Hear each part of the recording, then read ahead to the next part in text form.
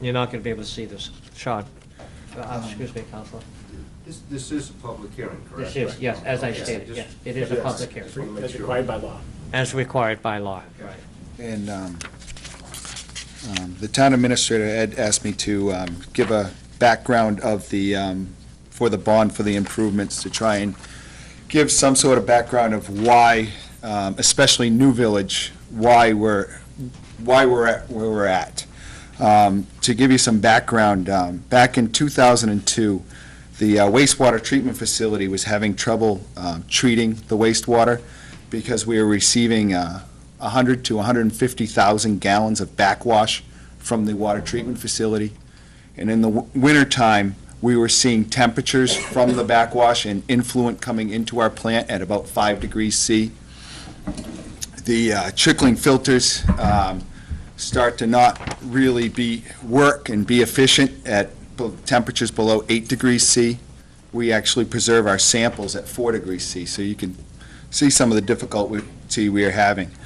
And to compound that, so we were actually exceeding our BOD, TSS permit limits and our bacteria and our whole effluent toxicity limits. In 2003, it was compounded because we lost one of our trickling filters because one of the bearings went. So we were down to one trickling filter trying to treat this cold water. So two seasons in a row, we were struggling to make permit. Actually, weren't even coming close. So I got a call from the EPA saying that we were going to receive an administrative order, and the former town administrator, Al Dixon, former superintendent of water and sewer, George Laney, and I, and Underwood Engineers decided that the best course of action was not in wait and let them hand out what we were going to do and tell us what to do without us having a say in it. So we traveled down to the EPA to negotiate some sort of schedule, to try and be a little proactive. In this negotiation, we came up with a tentative schedule of some short-term fixes and some things that we would look at the facility. And March 8th of 2004, we received an administrative order that took that tentative schedule and also added a bunch of other things to it. In that schedule, we were required to do some short-term fixes, which we did. We fixed the digesters. We did some work to the trickling filter. But the crux of that work, Underwood Engineers worked with the plant staff and with the state staff to really troubleshoot and bring the plant back into compliance. But some of the other things we had to do flow projections, we had to evaluate the hydraulic and biological process ability to treat, summarize all inflow and infiltration sewer system evaluation surveys conducted since 1990, tell them the status of those recommendations, and provide a reason why recommendations were not implemented. Evaluation of the water plant discharges, evaluation of alternatives and recommendations to treat current and projected flows, including modifications to ensure permit compliance, include recommendations, upgrades, and expansion for water plant backwash, implementation of extraneous flow, rehabilitation projects, and identification and correction of treatment deficiencies contributing to whole effluent toxicity. And after this report was done, we were to submit a schedule of improvements that will become part of the administrative order and shall be enforceable by the order. And we were supposed to supply written quarterly progress reports. The biggest thing that came out of this when this was all done is we got back into compliance, which was big. So we were able to, if you look on your schedule in the back page, we were able to defer a plant upgrade till 2011 design. So this is the final schedule that we have. The only two things that were left on the schedule after that point of when we came out with this report and made those fixes was that we needed to still do a infiltration and inflow study, and we needed to go to design in 2011, complete the design by 2012, and then build a new facility starting 2012 and complete by 2014. So Underwood Engineers moved forward with the sewer system evaluation survey. And out of that survey, which is part of this order, said, it was presented not too long ago, that the New Village sewer system should be replaced. It was recommended. So now that is part of this order because of what was done there. So that order is saying that we need to work towards that. The other thing, though, is for us to look at, we need to build a facility. So we need to figure out the cost associated with that flow. And the flow estimates coming into the sewer that shouldn't is approximately 36,000 gallons per day. The cost to pump and treat that at our current facility is $16,318. That alone does not tell us that we need to replace the sewer at the New Village. However, we use our treatment down at the wastewater treatment facility is trickling filters. It's one of the least expensive treatment technologies around. So that's a very low number. What's going to happen, though, is we need to move forward to better treatment because there's nitrogen issues in the Great Bay Estuary. When we originally did our Facilities 201 plan, we were going to move forward with a technology to help remove ammonia, which would take care of our whole effluent toxicity. Now it looks like we're going to be asked to remove total nitrogen, which means we remove ammonia, which goes to nitrates, nitrites, and then we have to denitrify now. So it's a much longer, a much more difficult treatment. So the cost associated within that I&I report associated that $10 per gallon, if we had to build a plant to accommodate that 36,000 gallons a day, is $10 per gallon per I&I, which is $360,000. That's if you remove it all. That's if you don't remove it. Then the next thing is the cost to pump and treat is going to be a lot more because now we don't have this least cost technology anymore because we have to treat for more contaminants. So the cost to pump and treat is going to go up. And that's where the truth is shown that it's a good idea to do this project. The cost could be up to 3 times more to pump and treat. So that cost of $16,318 times 3 is actually $48,954 a year for that 36,000 gallons per day. So that's one reason to do New Village currently. The other reason is back in the late 90s, we worked on a water system computer model and capital improvement plan with Dufresne Henry. We took the time and we flow tested hydrants and we evaluated the mains in the system of Newmarket. And that document recommended that the water mains in the Cedar Street, Beach Street area be replaced with 8-inch ductile iron pipe. Now, what they found, and actually I was part of doing this flow testing, is that water reacts, and once the existing pipe down there is unlined cast iron pipe, the water reacts with the cast iron and makes iron deposits down in the pipe and actually builds up over time. And we try and, how you get that out is you flush on a regular basis, which we're addressing that issue with the water tank and wells. But the C value of that pipe at that time in 2000 was 34. And to tell you that's the internal roughness of the pipe. New pipe, ductile iron pipe, the C value is 130. So we're down to about 26% of that pipe. So those are a couple of reasons why I feel that we need to move forward on this project. So what are we going to do in the New Village area? We're going to do a house-to-house survey and evaluate the water, sewer, and drainage needs for each residence down there. We want to move the sewer mains from the backyards to the streets because we have a very difficult time with the sewers in the backyards. And so we would remove the sump pumps from the sewer and tie them into the drainage system and install new water lines. That's the basic of New Village. Now, water meters, that is another part of this article. Back in 2005, we started installing water meters, new water meters that had radio control technology.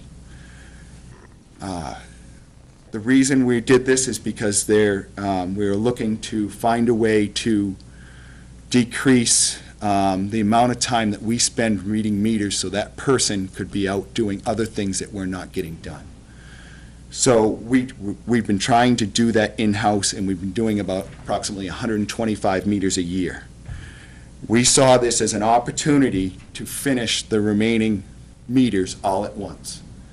And the best thing about this meter system is it'll improve our efficiency, but it also it takes us a little over a week to read one root of meters 4 times a year.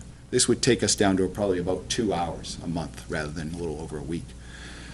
But it also will help us track high use and leaks. It'll actually help us to be proactive versus reactive. And I believe I haven't talked to the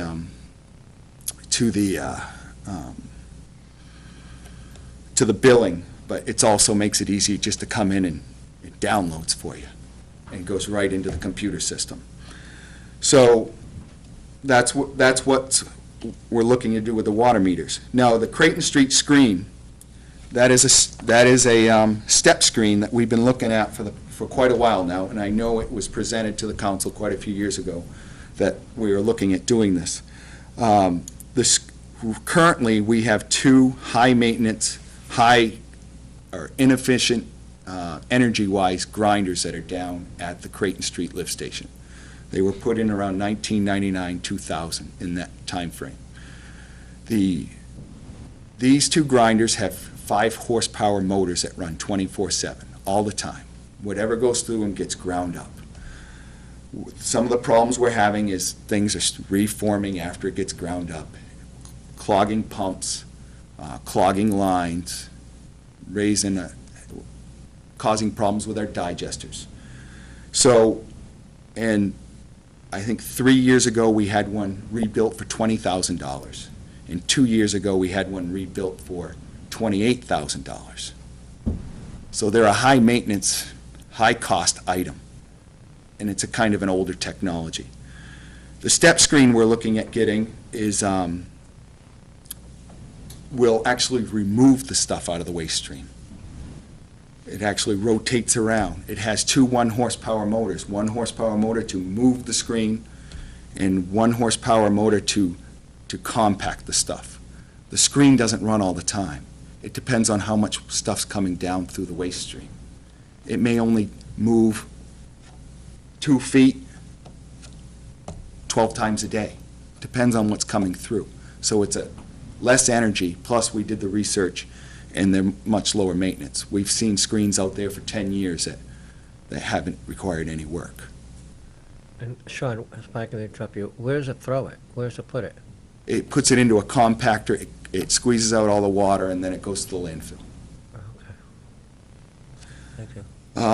The last thing is the manhole rehabilitation. As part of that inflow and infiltration study, the study identified that there's approximately $90,000 worth of work that needs to be done to manholes out within the system. And I know we talked about doing them in our budget, but it's a good opportunity if we get this money. It's an excellent way to get this work done. And this work is basically, there's bad inverts, there's leaky manhole covers, there's need to be reconstruction to the walls of the manholes because they're leaking water. So the last thing is the cost and funding. The New Village improvements for all the work to be done there, the cost estimate was $1,900,000. And I broke it down into money that was eligible for a clean water state revolving loan for the sewer and drainage at $925,168. Eligible water, drinking water, state revolving loan of $649,282, and then ineligible roadway construction, sidewalks and curbing at $325,550, and that adds up to $1.9 million. This, Question, what is ineligible roadway reconstruction? What does ineligible really mean? It tells me that we're not The- qualified? the state, there's so much, like the water and sewer can pay for in the roads that's eligible for roads to be repaired after you dig them up, but there's other stuff that's not eligible, like your curbing, your sidewalk, if you rip it up, those kind of things. Okay. So the screen, the stair screen's estimated at $192,500. The manhole rehabilitation, again, $90,000. Water meter, $600,000. So then I have a total estimated cost of project, which is $2,782,500, minus the ineligible work, so I came up with a total eligible money for stimulus package is $2,456,950. Now, if you get their stimulus money, if we are picked for it, there's a 50% loan forgiveness. So you divide that number in two, which gives you $1,228,475 would be able to go for a loan.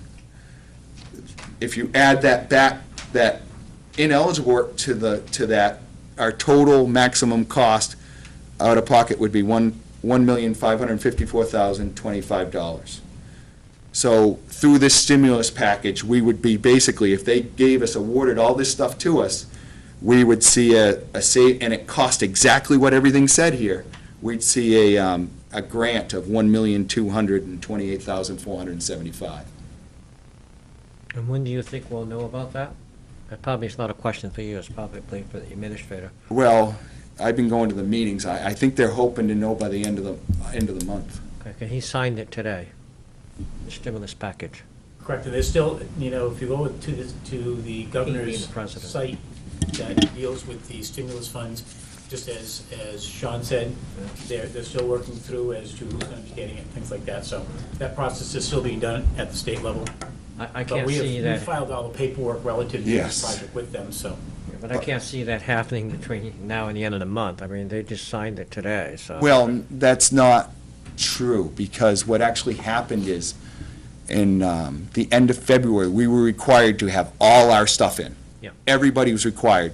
Now it was up to the drinking water side to rate everybody, to rate all the projects. So they even started rating all the projects before the stimulus money ever came in. Whether that means by the end of the month, whether that means by the beginning of April, I don't know. But I know they've already started. So there will be a public hearing somewhere in the future to say, these people are, Well, guess what? this is how it ranks. Okay. And are you confident that we're up there somewhere, based on the orders that have been passed down, that we have to comply and do all this other stuff? If I would have to pick one of these projects out of that has the best chance, it would be New Village. New Village, okay. Okay, we have Counselor LaBrancha has a question.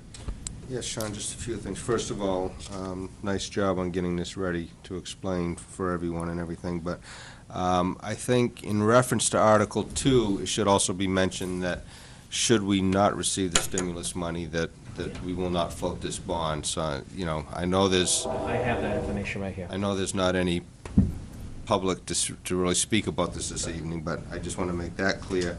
And a question in regard to the screen. The waste, is that what we refer to as the sludge?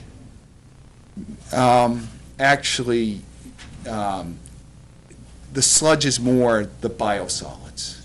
This is stuff that you try and actually get out before it gets through the plant. Okay, when you say it goes to the landfill, you're not talking, are you talking our landfill, or are you No, talking turnkey? goes to turnkey. Okay, Goes I to just turnkey. wanted to have a clarification, Our- so people would understand that.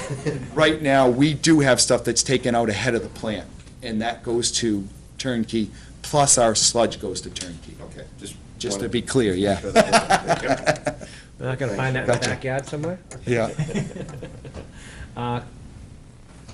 Counselor Pulaski? Will this stuff going to turnkey, will that increase our cost for turnkey? No, because it's actually getting pulled out someplace else where you don't like to pull it, out of the pumps, out of the lines. It is getting out, it's just not a good advantageous place for it to happen. Will using this screen increase that cost, though? That's what I'm No, asking. no, it will not. Decrease possibly? No, it's still If gonna we have can the get same it drier, Okay. because water is what is your biggest cost. If you can, The weight, yeah. yeah, why, you don't want to pay to transport water. Okay, thank you.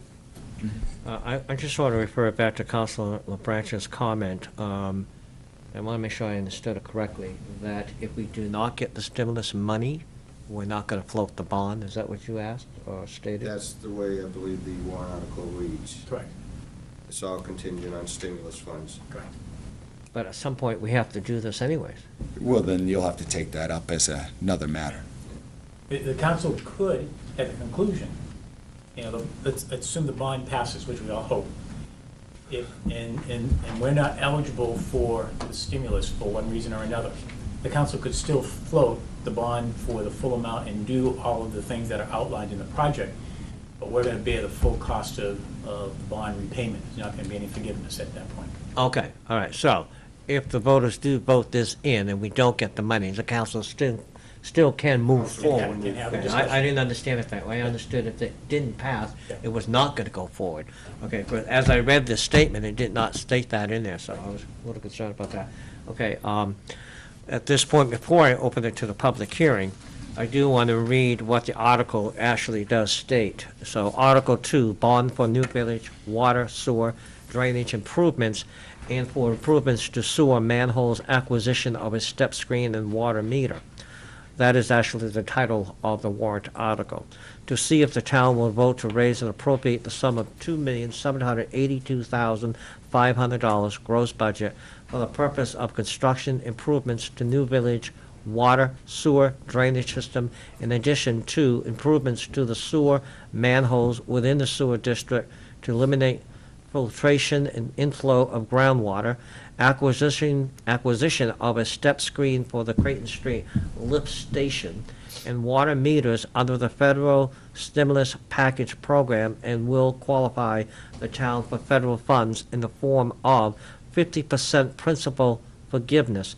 Such sums to be raised by the insurance of serial bonds or notes not to exceed $2,782,500 under an in compliance, I'm not sure why that's worded like that, but with the provision of the Municipal Finance Act, RSA 33, semicolon 1, as amended, and to authorize the town council to issue and negotiate such bonds or notes, and to determine the rate of interest therefore, and to take such other actions as may be necessary to effect the insurance, negotiation, sale, and delivery of such bonds or notes as shall be in the best interest of the town of Newmarket, New Hampshire, to additionally to participate in the state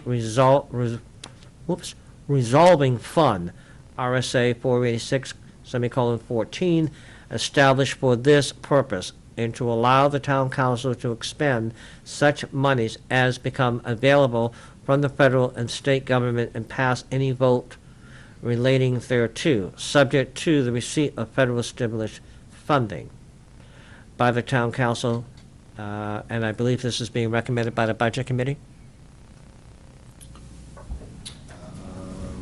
Mr. Lewandowski, is this? The council and the budget committee need to make their own recommendations on it, so I just left that blank at the present time. Okay, so Assuming the that- council will okay. vote to do that. Okay, the And council the will budget vote. committee will complete their work prior to the public hearing. Okay, so this does require a 3/5 vote by the voters. By the voters, correct. So at this point, at some point, not this point, but at some point, we're going to have a motion to accept this, to move forward. Okay. Before we do that, I'd like to open up public comments.